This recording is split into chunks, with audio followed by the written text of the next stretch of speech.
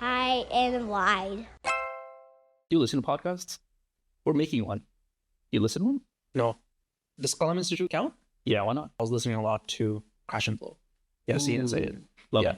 it. But these days it's been a lot of Column Institute. So I just finished Surukaf. Mashallah, bro. I know. I don't like to brag about it. Go on. That's it. That's all I got. No, come on, tell us. Column Institute is an awesome podcast. Yeah, solid. Mashallah. I really like following Sheikh Abdurrahman Murphy. He's jokes too. Even my kids in the morning when we're driving to school, Zakaria, who's 8, is like, "Oh, he really makes me laugh. I like his jokes." No way. I was like, "Good, all right. This is the feeling that you have when I'm listening to an Islamic lecture. I'm okay with that." That's really nice. Yeah, even though most of it, what we're discussing, might be going over their heads, but he just knows that it's funny and he likes it. What a nice feeling to have associated with an Islamic lecture. Right? It's slightly different than what I think. What the more common experience? What's the common experience? A list of ways to get into Jahannam. Yeah. Right? Yeah. Like here's a list of 40 ways you're doomed for hell. Yeah. Or a friend of ours actually literally getting beat in madrasa. Oh, legendary. Yeah, right? Classic.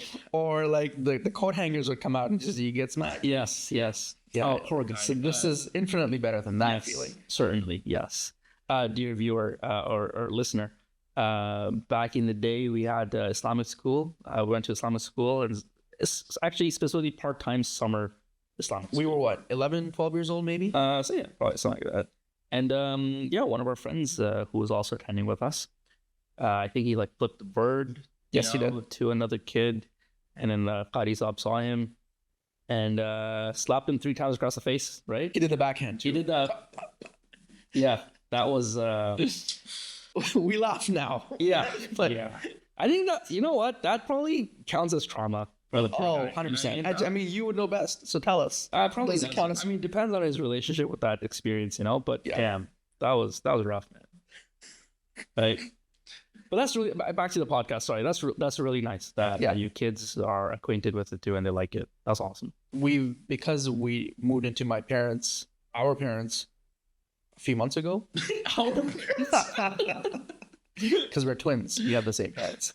So in classic millennial fashion, my wife and I moved in to our parents' place. Yeah. To try and save up for a house in this city. Yeah. I don't know if I'm gonna request to like get this edited after or not. Similarly, in millennial fashion. Actually, I don't know if this is millennial fashion. I don't know what this is. We also did the same thing. Yes. Right. When I did the psychotherapy change, the career change, then our lease was coming up anyways. Yep. Our rental place. So ended that, and then we actually moved in with my in-laws. My landlord had raised the rent by $500 in a month. Damn. And we're like, "Hey man, you can't do this because of X, Y, and Z. Here's the law." 2% or something? Yeah, exactly. We're like, "Here's some laws," and they said, "Tough shit." They said, "You don't think we have a lineup of people that are willing to take this house?" Because we do. And so we did fight with them for a bit, but then in the end, me and Abu had been saying for a while, like, "Why don't you guys come and live with us?" Yeah. And then I was like, "Yeah, this finally makes sense." So we're trying to save up for a house because it took us 10 years to finally pay off our student loans because we got married. 10 years, this spring, it'll be 10 years that we'll be married. Alhamdulillah. So when we got married, we had like 80K in debt. Finally paid that off, and then we looked around. We're like, okay, we got 3 kids. Let's maybe start saving up for a house in this ridiculous city. So we're trying to do that. But we started this. I started talking about this because of Qalam Institute to say that because our commutes to school are longer, I now get to spend more time with the kids, which is really nice. And so the questions that are coming up in the morning, it's like, where's Allah? Like, it's like, I'm still going through my coffee. It's 7:45 in the morning. Where is Allah? What did you say? I don't even remember, but I remember just saying Allah is like up. Yeah. It's how do you explain that to an 8-year-old and a 5-year-old asking, right? It's like two different audiences. But Allah is up. He's not in the world. He's up. That's all I could say. Another question I remember was like, so-and-so's mom doesn't wear hijab. Is she Muslim? Oh, bro, I assure you she's Muslim. But how do you know? Yeah, Well, I know because her son's name is like Isa. Her name is Maria. She dropped him off to the Islamic school you go to. Definitely. So we just that conversation and just expanded on that and what it means to be a Muslim. I had a similar thing because we don't celebrate Christmas or Halloween or whatever, and we try to tell them as Muslims we celebrate this, we don't celebrate that. And so they said that our friend, whatever her name is, she's not Muslim because she celebrates Halloween. It's like no. But she is. Like, she's actually no. She is.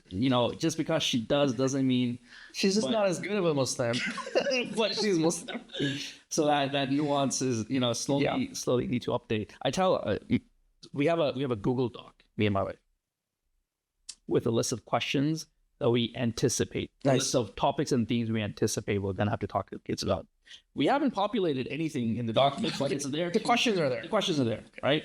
But I know that every year, regardless of what we tell the kids, every year you gotta add a little bit of nuance to your answers 100%. and software update. Yeah.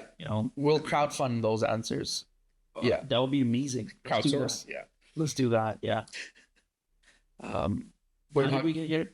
We originally got here because of trauma that our friend faced. It's spending time with the kids and podcasts and Islamic lectures and qalam. Okay, but back to the trauma. You would know this space because now this is kind of your field. I suppose so. You want to talk to us about your career change because we went to university same time. It was the biggest split of high school where I went to UTM, U of T Mississauga campus. You went to McMaster. I like that you're still repping after more than a decade. More than a decade. Yeah. With the white hair and everything. Lots of white hair. For anyone that hasn't seen me since that time, I have so much more white hair. I'm way fatter, right? Thank God this is an extra large. But yeah, back to school. I went for psychology. I ended up in supply chain. You went to McMaster for business. I was a business student. That's right. You are now a registered psychotherapist. Now I'm in other people's business. That's what I'm doing. Yeah. I was. So you asked how I. Yeah, what happened there? During the pandemic, I was probably going through an existential kind of period, like many people, a lot of people were, I'm sure, right? Because you're just kind of locked down, so you're now I got to deal with the stuff that's surfacing that I could have just shoved away and set aside, but now I gotta deal with it. That's the opposite experience I had during the pandemic, which is really funny because I was a frontline worker. Right? So essential. I was an essential worker. But go on. Yeah, my condolences. During my time at Islamic Canada, one of the perks for employees was free benefit. Sorry, not free benefit. Free psychotherapy included. Which is, first of all, that's crazy, right? It was good. And there was no restriction on how much you want to use it. You were just here's free psychotherapy, have fun. There was no limit? No.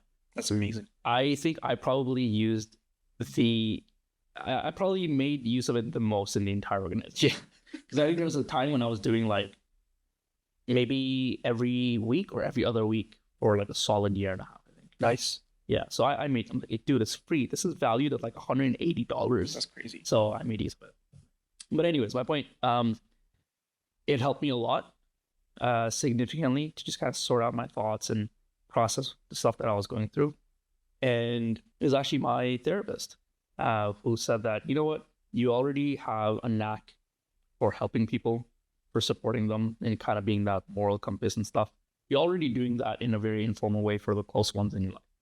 But if you wanted that to take shape in a formal path, you would make a really good therapist. Mm-hmm. And I was like, get out. What? No. And I go home and I tell Rita that my therapist said this. And she goes, I literally told you this last night. And it's true. She actually did. She actually said, literally, she had told me the exact same thing the night before. But, sometimes it just has to be, a different person. By a third person, yes. Unfortunately, right? So I said, okay. So she had planted that seed in my head. And I thought, let me look around. Yep. Right? Let me look around. So I did. I found a program that was, registered and all that. And it gave really good experience at the end of the master's program. And you could apply as a non-psych student, right? So I was like, yeah, okay, let me try it out. worked my butt off on the letter of intent. Mhm. That was the first letter of intent I had ever done. And I worked my butt off on that thing. I don't think I've ever worked harder on anything than that application. Paid off. Yeah. I'm glad I got in. And I was like, okay, I guess this is it. So it was a part-time online thing that I did. And then at the end of it, when the placement was starting, I knew that I wasn't going to be able to balance full-time work and the placement. So that's when I quit IRC, said my peace out, said my goodbyes, and I got into therapy. But it's not, I mean, I've only shared like my internal process of how I got here, but really it was, I know how meaningful the work is, and that's what excites me. Mhm. Especially, I think my objective is kind of like, I want to help men get to a better place emotionally. Nice. If I could sum it into like one model, Yeah. it's that, right? Because I think there's a very big need, especially in our demographic, right? The South Asian, the Muslim, the third culture. Yep. That kind of space is really important. And it's just a big gap, man. You know, I don't think there's a lot of resources there. I mean, especially, this is maybe a field that I'd like to get into, which is couples and family therapy, Mhm. which I think is very lacking in our communities. So I'd love to get into that in the future. But for now, yeah, just really helping people with what they're going through, Nice. emotional level, is kind of the thing. I used to think that would mean that I would be working mainly with guys, Mhm. but I've come to realize that no. I think, first of all, more women always attend therapy than men do. Mhm. But if you want to help men get to a better place emotionally, you're also going to have female clients, of course, too, because it's the whole thing. It's they're the moms, the wives, the friends, the partners, everything. They can't just focus on like just the men. Nice. Although that is ultimately the reason why I got into it. But taking a step back, it's the whole thing. You are one of the very few people in our family that has a master's degree. So congratulations. Thank you. Yeah. Honestly, I don't even credit myself for that. That's alhamdulillah. Praise be. God is kind, and it's all the support and everything that I had. It's not even, it's not. Mashallah, brother. Alhamdulillah, brother.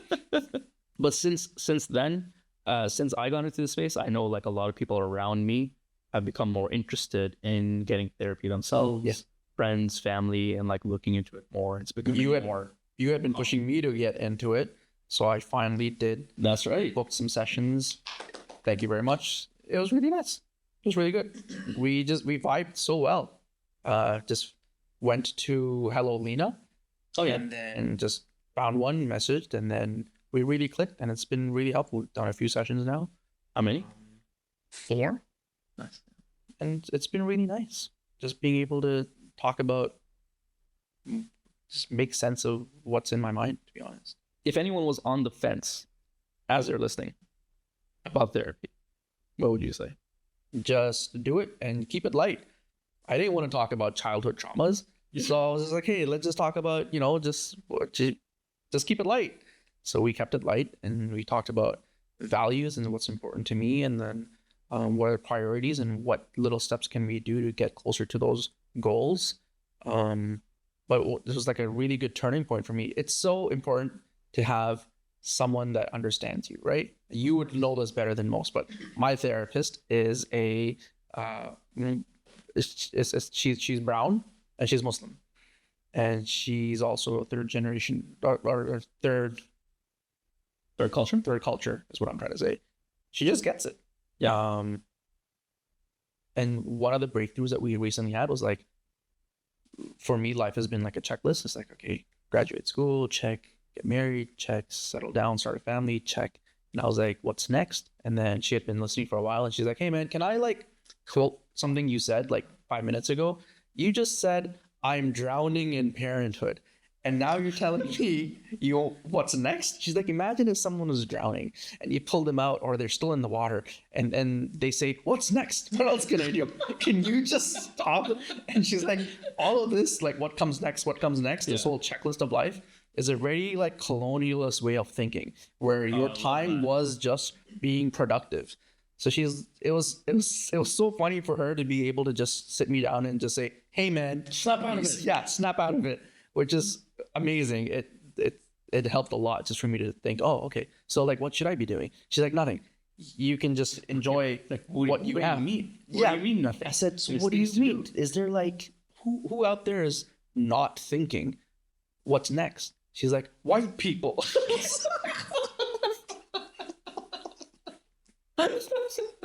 So I'm like, oh, okay. So like, what am I supposed to do? She's like, you don't have to ask that question.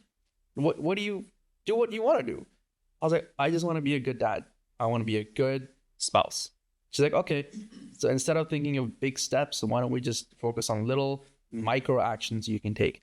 So to answer your question, if anyone's thinking about what to do and they're on the fence about it, like just book a session and talk about something superficial just to get into it. And later on down the road, you can talk about bigger things if you'd like to. If you'd like to, yeah, exactly. Yeah, if you'd like to. It's not going to be like opening Pandora's box, Yeah. right? Yeah. Unless you'd like to open it a little bit more in the comfort and safety of a professional who will help you. Don't think that it's going to be like, all right, you're in that session, rip the Band-Aid off, tell me about, X, Y, and Z. Yeah, exactly. It's not going to be like that, right? But that's really nice that you're kind of thinking change a little bit in terms of the checklist running out, and then like, why is there even a checklist? in the Yeah, first for place? me, the last little while has just been trying to appreciate and stay in the moment. And that has just been different actions or activities in practicing gratitude, because it's through gratitude that I think I can feel like I'm taking a moment to appreciate where I am, what's around me, what's happened. And the goal is I'm not going to show gratitude for the big things. I am grateful for the big things, but for the purpose of this exercise, I'm trying not to say, oh, I'm thankful for shelter or water or safety. I'm trying to be more mindful of the little things that are happening. So like my 5-year-old ate today, or ate well, or whatever, something that I really liked happened, or just little things, so that I feel like I'm more present in the day-to-day, because it's been such a blur the last 8 years of just parenthood and trying to pay the bills and all this adult stuff, right? So that's what it's helped me with. It's been really good. That's really nice. Yeah. You got to keep it going. Yeah, inshallah, that's the plan. So long as my insurance covers it. Yeah, that's the plan. Yeah. Inshallah, it's covered by OVIP one day. One can only hope. I forgot to add, I was asked this question a few times, which was, how was it switching in your 30s to a different career? Yeah. Because I switched when I was early 30s. Honestly, it was a bit nerve-wracking to get into it, but alhamdulillah, for me, I felt like it fit really well. So it wasn't as daunting for me. Like, it just felt naturally like, yeah, this is something that I think is a good fit. I think I have an knack for it. It's a good skill set, and it's kind of like improving the existing skill set and getting there. So yeah, it was a little bit daunting, but I'm okay. Honestly, 30s is the new 20s anyways. Like 30 isn't really that old. Yeah. Right? I don't feel old. Unless it's like past 9 p.m. Then I'm definitely, it's too late to go out. I need to sleep. What's interesting about what you're saying about career is because you're a psychotherapist, you are a thing. That's a noun. You're a proper noun. Okay. I'm not a proper noun. Supply chain inventory analyst? I'm an analyst. Yeah, I'm a supply chain analyst. Yeah. But that's not like a thing for me. It's not a noun for me. I work in supply chain. I have for the last 7 years or something like that. I really enjoy it, but I'm not going to stick around in it because I'm not a supply chain professional, or I don't consider myself one. I'm just here because I like solving problems. So I go into work and solve some problems, and I get out. Yeah. And then my next thing might be finance or IT or God knows what. Yeah. Where I'll continue to solve puzzles and problems. Oh, who knows? Maybe maybe I decide, yeah, you know what? I love helping people, but maybe it's going to be in a different way than psychotherapy Yeah. in 10 years' time. We spent a lot of money on your master's, so maybe just stay put for a while. Yeah, maybe let's just get that return, right? Is the goal one day to like start your own practice, or like where's this headed? Maybe, yeah. Honestly, my goal is, as long as I can make an impact in our community, that's really the goal. And whether that looks like staying at an existing practice and doing my thing, or doing my own, I'm open to that idea as well. But for now, I think just learning from experts in the industry and having like, yeah, a place where I can just like really fit in, Yeah. buy into the vision. That's really my goal right now. Yeah. Nice. Can I suggest 2 podcasts? 2 podcasts. Yeah. Yeah, sorry, going back to the beginning. Sure. The Digital Sisterhood. Okay. Have you heard of them? Yeah, I've heard of them. Have you listened to? I haven't. Solid. Okay. I've only listened to 1 or 2 episodes. Okay. But really, really solid. I think they're actually like GTA based actually. Okay. Check it out. And the second one is Unsweetened and Unfiltered. Okay. So the first one is, I think, interviews with different guests and different topics. I loved it because that's not actually a input that I have that I didn't have. I have now an input that I had in my life, which is understanding like topics relevant to women. Mm-hmm. I didn't really have that, and I found that to be really, really interesting. Okay. And then Unsweetened and Unfiltered is also similar. Guest speakers and different themes, different topics, etc. But I would highly recommend, especially to the dudes listening, guys listening, just set aside your Joe Rogan for a second, for a couple days. Try just diversifying where you're getting. But what about Andrew Tate? Tom G. Yeah, but it's nice to diversify that input a little bit and get some like lived experiences, etc. It's been nice. Okay. I will check that out. Highly recommend. Yeah. We are definitely not talking about Andrew Tate and Are you sure? Top G. Yeah. You sure? Yeah, I might lose clients, you know? if I make a stance, you know, or That's okay. yeah. Those clients Either weren't way, with. actually, funny enough, regardless of what my opinion is, either way, I'd probably So you're lose just clients. not going to make any statements on many things moving forward. Yeah. Yeah. Yeah, it's likely. That's cool. I might just deflect it like, what do you think? Yeah. You know, let's move it back to you. Let's unpack that. Let's unpack that, yeah. Are you reading anything? I am currently reading my first novel in more than a year, actually. Oh, congratulations. Thank you. Yeah, it's been like textbooks since then. So, Banyan Moon, fiction novel. It's on Fantasy fiction? No, not fantasy fiction. But I am looking forward to reading Babel right after this one. Nice. Yeah. What about you? Nonfiction. It's called Unreasonable Hospitality. Oh, I remember that. Yeah. I'm really liking it. It's about this guy who owns a restaurant, 11 Madison Park in New York City. And they were rated the #1 restaurant in the world. So it's about his story of how they took a regular restaurant and turned it into like the epitome of service and hospitality, and what unreasonable hospitality means, in the sense that giving people more than they expect. So it's like a how-to book almost for anyone in any field, whether it's IT or supply chain or medicine, doesn't matter. It's about giving people more than they expected, and how do you create a team around yourself to help foster a common goal or a mentality, a work culture. This is really interesting. That's really cool. Yeah. Very nice. There's like an example in the book of this couple that they came for this restaurant reservation to their restaurant after their resort trip had been canceled. So the waiters, like, they heard about it in advance, and then they flooded the dining hall with sand, so to make them feel like, you know, we're sorry that your resort got canceled, But here's a little. here's a little thing Wow. for you to make it special. Or there was a family that came from Spain, and the kids were just amazed at the snow outside. They'd never seen snow, and so the waiters kind of got a glimpse of this because they were watching. So then at the end of their meal, they said, "Here's brand new sleds, and our driver's waiting for you outside. He's gonna take you to Central Park."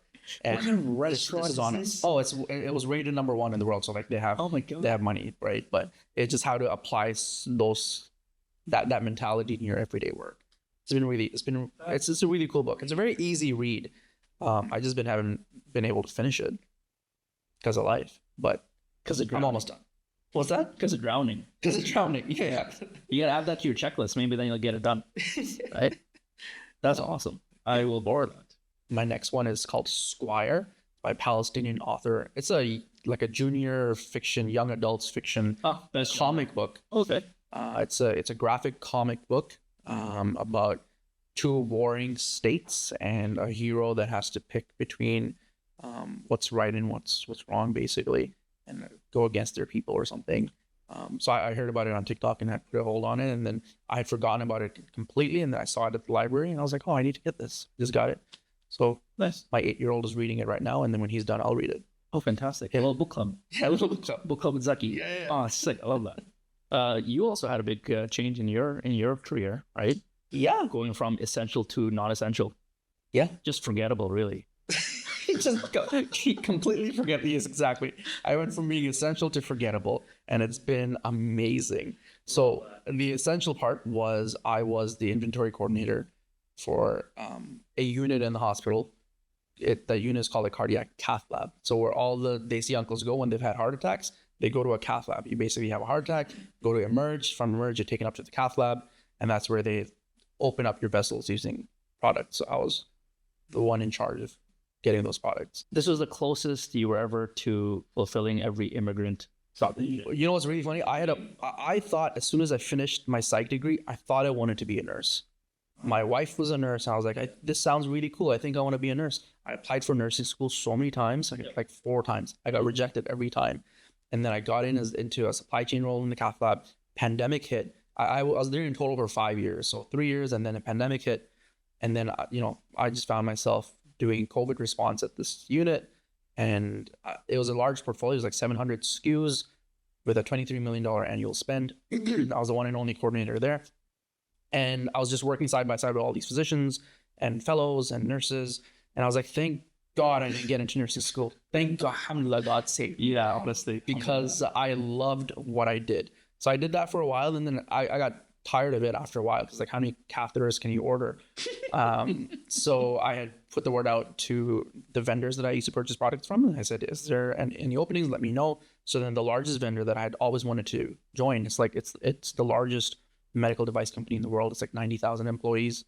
It operates in 165 countries. Annual revenues, $36 billion. Like it could buy Pakistan. So I finally got into the organization. Alhamdulillah, I've been there for 2 years now. And it's like going from public to private. It's been so interesting. It's a load off in my mind. Everyone in the hospital, there's nurses leaving. There's everyone that works in the hospital. It's just leaving because you're so short staffed. There's no funding. There's the budget cuts. So you're really putting on so many different hats. I remember reading the story of it was a newspaper article of a nurse quitting her job and opening up a fried chicken restaurant. Yes. Everyone's thought about it. Exactly. Like, it's not like I haven't thought about it. So I went into this organization, and I've been working in it for 2 years. So by the time I started working remote, I was 2 years late because everyone around me had already. So I remember when I got the job. Exactly. I remember getting the job, and I was texting you like, hey, what kind of chair do I need? What kind of desk do I need? Oh, yeah. And everyone was so settled in their ways of remote working, and I was so new to it. But it's been amazing for me because now working from home as opposed to going on site every day, and just How much time did you save? 10 hours a week. Actually, yeah. 10 hours a week. That was unpaid. That was me commuting. I was commuting back and forth downtown Toronto. You had an extra 10 hours. Yeah. Back. Yeah. And I remember someone asking me, like, once I had done that change, now that you have this time, what are you doing with the extra time? And I was like, what? Nothing. Why should I be doing anything? So that's going back to like therapy and stuff. Yeah. Like being grounded and being more in the moment. It's like, why should I do anything with that time? I've just been investing in my sleep. Sleep's good. That's fantastic. That's been more helpful, or just doing nothing. My time doesn't have to be productive. I think that's like a colonialist mentality. I can just be at home, and I now have the opportunity to drive my kids to school and pick them up, just be there at home. Work was really, when I was essential, it was taking over my life. I was like physically just getting sick. And now That was a stressful thing, eh? yeah, we don't talk about it much because my wife and I both were going into the hospital, COVID, coming home, decontaminating at the front door. Oh my God, that was awful. I remember that. No one wants to talk about that. But we're good now. She's still going to the hospital, but she's part-time. Oh man. Because she's a nurse. But for me, I'm chilling. Work is like just one. It's like the Olympic rings. It's like one ring in my head, and then I have all these other like areas of my life where it's not like all encompassing anymore for me. That's really nice. It's really nice for me to be able to just go into work, do my whole supply chain thing, be an analyst, do my spreadsheets. Yeah. 5 o'clock, I'm out, because it's such a large organization that I don't have to put on these hats because there's 90,000 employees that are doing their job. You know why that's also really good is because it's not your identity. Yeah.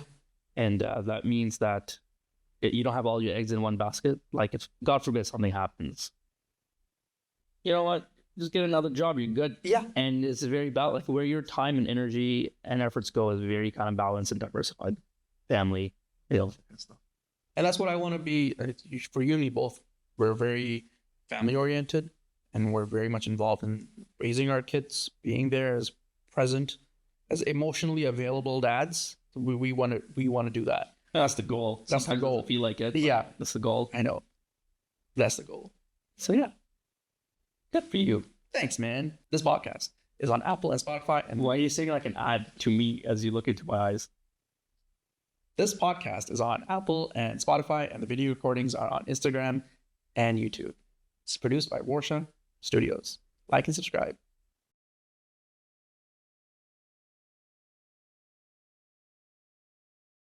Warsha Studios Podcast.